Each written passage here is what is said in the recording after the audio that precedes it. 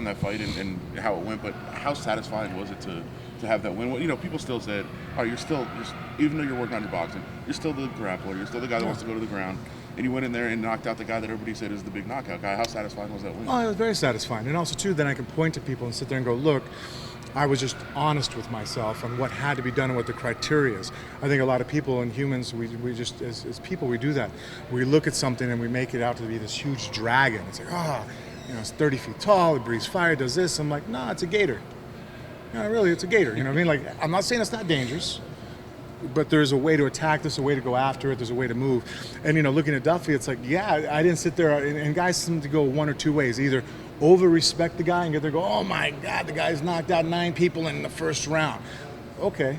Or underestimate them and sit there and go, well, you know, yeah, but it's only been first-round knockouts, and anytime he gets out of the first round, he gets knocked out, or, you know, he's, you know, so guys kind of, I think they disassociate the issue by, or, you know, by disassociation. They sit there, that's how they approach it, going, okay, well, that scares me, but I'm going to devalue it. It doesn't matter.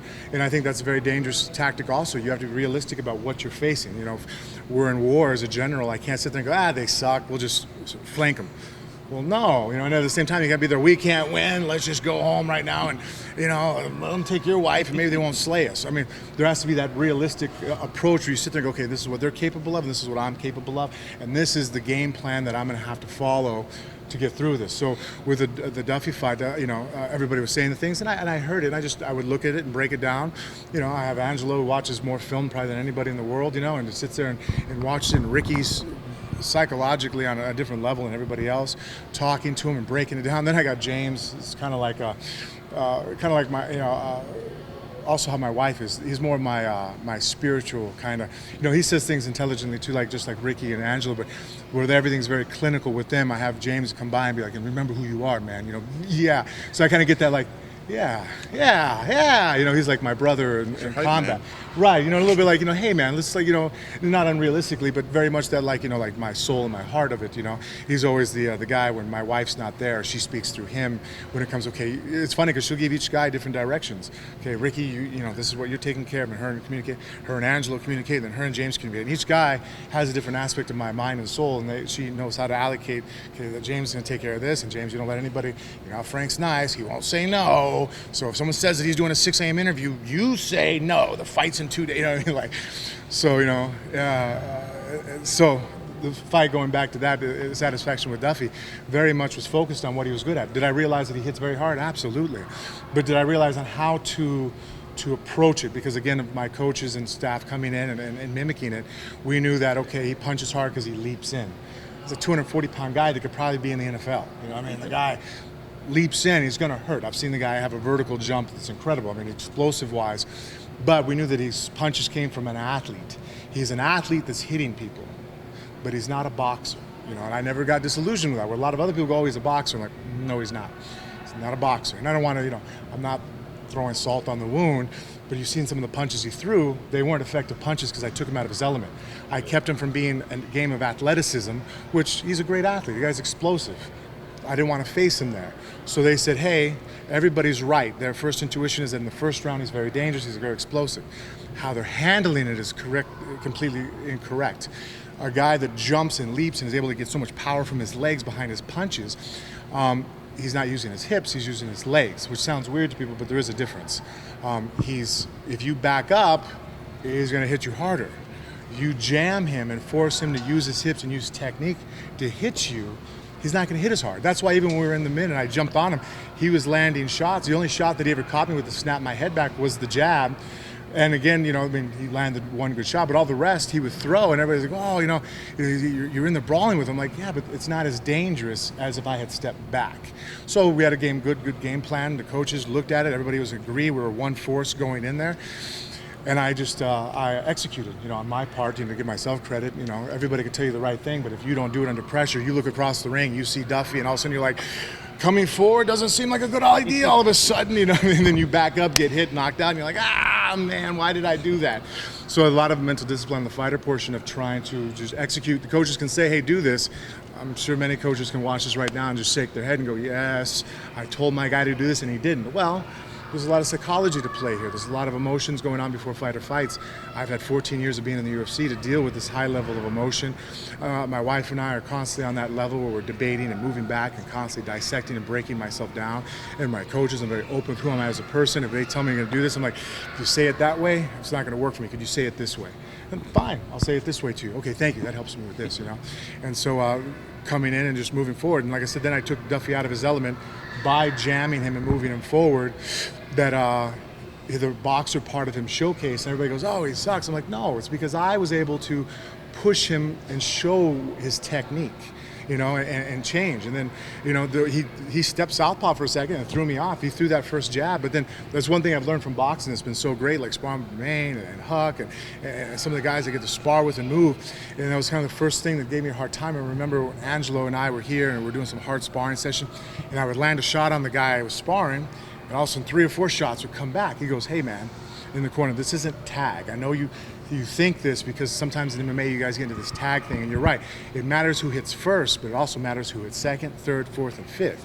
Those shots all count. Just because you land the first one doesn't mean you're winning this altercation. He goes, and in boxing it's very much like, look, we're gonna get hit. Even Mayweather gets hit, you know? You're gonna get hit. It's what you do after that first shot to either discourage the guy from throwing more, or you're going to help him out. You know, and at first it started out with me using a lot of movements. You know, now I think that was the first element of my growth, is that just learning that, okay, just because I got hit doesn't mean cover up and step back and acknowledge, okay, well, you got me. Well, no, because now I'm walking right back in the line of fire, and it looks even better. Now I've learned to get hit, not move backwards, but just, I know combinations inherently, you know, like, okay, if you hit me with a jab, what's the most dangerous punch that's probably going to come statistically? It's going to be a cross. So when the jab hit me, you see me immediately step off outside of his left shoulder. So even though I couldn't even see him for a second because I'm looking up at the ceiling because I got my head snapped back, my brain goes, get out of the line of the straight right. And then you see me go, what comes after usually a straight rear hand shot? Here comes the hook. So then you see me step off on the other way going, I know what's coming next. And sure enough, we threw it. And then the only reason why I stepped forward on the next shot is when he stepped between my legs, not making the adjustment that we're both fighting now in a closed fighting stance. He stepped in the wrong direction. When I stepped over, I seen an opportunity to stun him with a shot, and I took it. So I came back in, stunned him with the left, which was only meant to everybody when they first get hit. You know, you have your rangefinder punch to close the distance.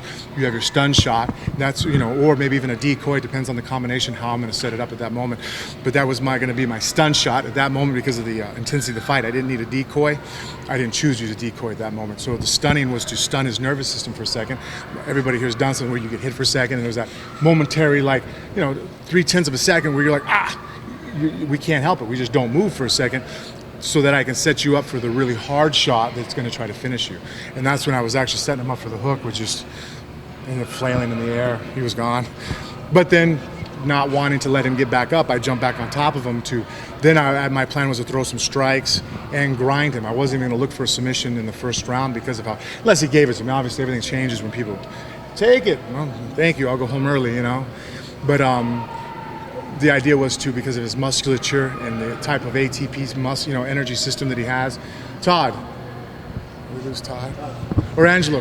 What's the energy system that we said that ATP compared to a oxidative? Okay, so that we would discuss and broke down Todd as an athlete, that if I just jumped on him and got on top, the idea was I was going to wrestle him down. Very much like how Cormier did with Johnson, where he grinded him out. Anthony's a phenomenal athlete. The guy could probably play any sport in the world if they were to teach it to him, right? Supremely powerful, explosive guy. Cormier, who's one heck of a tactician, knew, okay, I'm going to go ahead and just grind this guy for a little while, make his muscles useless, so he's now just a suit of armor that's not going to protect him. And then in the next couple rounds, so I figured that's how I would set up my submission with him. As strong as he is, even though people go, what about the sweat as the fight goes on? I'm like, my submissions are pretty strong. I'm not worried about the sweat. If I can ride my bucking bronco and get him to relax. At first, you know, you jump on a horse and he's flailing around. It's kind of hard to maneuver. Once I get him to break and sit there, okay, you're going to concede that I'm going to hold you down. Cool. Now I'm going to start working my submission game. You know? I wonder, I mean, obviously I don't think this is a super emotional fight for you by any stretch, but I mean, is there any little bit, I mean, this is the guy that took your belt, not directly. I know it's been a long time, but is there any part of you that's like, I got to show this guy? I'm okay going longer because I was late, so I'm good. If you guys are, Yeah, you know, you guys made the trip down here. Thank you for protecting me, though. Thanks, Frank. So I'm saying, you know, Oh, no. I have a lot of respect for Andrei. I think that Andrei is somebody that if my kids were to right now tell me they're a fan of Andrei, I would completely cultivate it. Like, yes, I agree. You know, here's a guy who, you know, he was at the top. He's a champ. He's, you know, the guy looked, I mean, the people, man, I remember one time sitting down in the audience when I'm injured and he's coming out to defend the belt and he's bouncing around. He has his fangs. And I'm like, my wife's like, wow, that guy, I'm like, yeah, that guy's scary. She was like, what do you think? I'm like, man, I can't wait to fight him. Like, I would really like to fight him. That is a scary human. I am nervous. Right? I might have to go to the bathroom right now. You know what I mean? Like, you know, like, wow, you know, like, you know.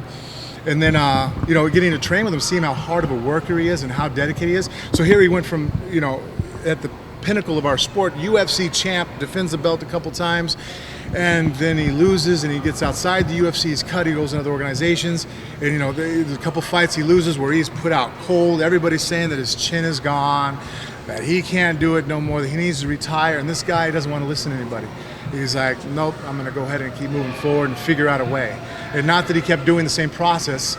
He isn't the same guy that he was then. He's better now, because it wasn't like he sat there and go, well, I'm going to keep doing it this way, and we keep having the same results. And I'm like, well, the guy's insane. You know, he's kind of nutty. He's, you know, he's not catching, you know, the news. And some people say that when you come up with an obstacle, that okay, it's time to sign out and close down shop. It's like, no. Try a different approach, you know, try it once, try it twice. I mean, sometimes you repeat it because maybe you don't even understand why it didn't work. So you got to do the scientific process. You do it again so you can figure out, that's the control. That's what's not happening correctly. And so, you know, he did that. He went out there and, you know, came back and strung together wins. You know, he comes out there, you know, close fight with Brandon Schaub. You know, he's already back in the UFC. You know, goes out there, fights effectively. You know, then he has a fight with Travis. You know, with Bigfoot Silva. Goes down there. I think he was the underdog in that fight, just like I was going down to Brazil. You're going down there. Bigfoot, we just saw, still hits hard. He's still a strong guy. And what makes Bigfoot scary is he's a guy that fights from behind. And as a heavyweight, that's a rare quality. Most of us are front runners. Most heavyweights, whoever's winning the first minute, I can leave and go get a cup of coffee, come back, and even if it's not a knockout, I'll come at the end of the 3-round decision. And I know the guy that started to win the fight won the whole fight, because most heavyweights, they go out there, it's like two bulls, they buck, boom, whoever breaks first, okay, that guy's gonna keep moving forward.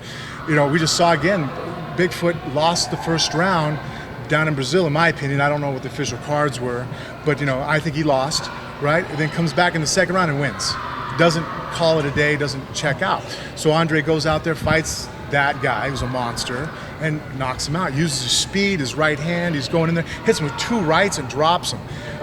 Andrei of the old. Then he goes out there and fights Travis Browne. Now I spar with Travis. I've seen them all train together. Travis is a phenomenal fighter. He's a world-class athlete, 6'8", mentally tough. I mean, what Travis went through in the Alistair Overeem fight, I'll always respect. He took Alistair's onslaught, and I felt it. I took his onslaught too, right? And I didn't call it a day, neither did he. But where he beat me at was that not only did I call it a day in that instant, he came out, turned it around, and won the fight. He came back and took the abuse and persevered. Most guys don't even, they take the abuse and they cave on Alistair. You know, he's a scary, powerful, offensive, probably one of the most offensive guys we have in our sport on his feet. Even on the ground, I think he has some of the best ground and pound. Is Alistair Overeem inside someone's guard. So, you know, that's who Andrei has to go out and fight, and he's facing that monster. And he goes out there and catches him. He goes through with a combo, catches him, he's working, and then in turn gets caught and stunned and rocked and fell down and had to regroup. Where some guys, again, as heavyweights, you know, I was doing good, you know, I'm out. And he's on, and then still works his way back up and is able to throw combinations and get the referee has to come in and stop the fight. So now Andrei is in the situation to face me, and it's, in one sense, I'm not happy about it on, I guess, on a social level. You know, I think that both of us have a lot to offer the sport, and I don't want to see either one of us derailed right now. I'd like it if I would have been much more happier with this situation if we could have skipped each other at this point. I could have won, fight 2 more times, another time, fight a Stipe or Dos Santos, really show that I'm there by beating another guy, now in the top 3 of the division, and then he's able to go fight, Verdum, and let's say he's able to win. Verdum's a phenomenal champion, I'm saying in my hypothetical universe.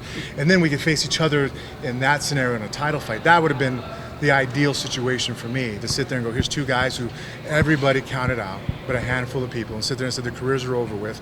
They figured out ways to recreate themselves and move forward and persevere, and now they're back here. So all you people out there that want to sit on the computer and be unhappy that your life sucks, so you think everybody else, when they go out there and see them on the side of the road, hey, you know your personality types, you sit there and you see that guy jogging, who's 40 pounds overweight, and you make a joke to yourself like, yeah, buddy, nice try. It's like, no, that dude's out there trying. Whether he fails the next day and doesn't show up because he's sore, but you know what? In a week, he'll try again. You can't get, you know what I mean? Like, no, stop being that guy that throws those insults, or be that guy and be miserable, and I feel bad for you because you really have the worst life of all. Or you can jump out there and put yourself at risk and go ahead and, you know, try to crash and burn or succeed, but at least you take the journey. And so, Andrei, I have an insurmountable amount of respect for you.